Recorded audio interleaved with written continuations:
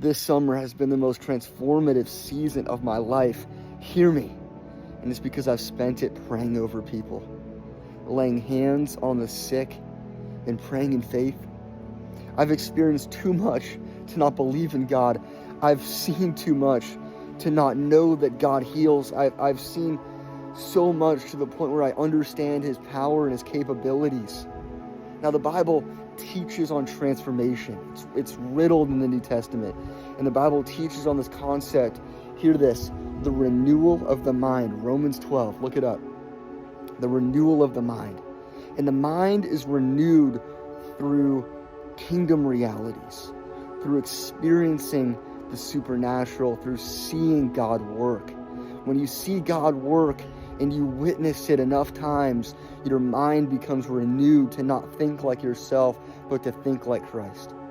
Where Christ thinks for you, he acts for you, and he speaks through you. For example, I've seen too many consecutive cancer healings in my life to the point where I now seek cancer. I now seek people with cancer to pray for. Now, that is not human.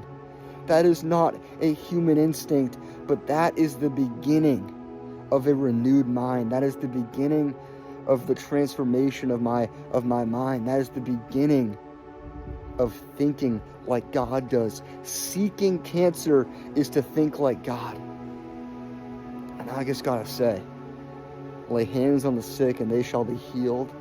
Pray in faith, and if it's in consistency with the will, that it will be done. Trust in the Lord, know his powers. And I pray that you guys would participate in miracles, witness God working enough to the point where you will have a renewed mind to think like Christ. It's a long video. It's a lot of information, but that's just a glimpse of the renewed mind.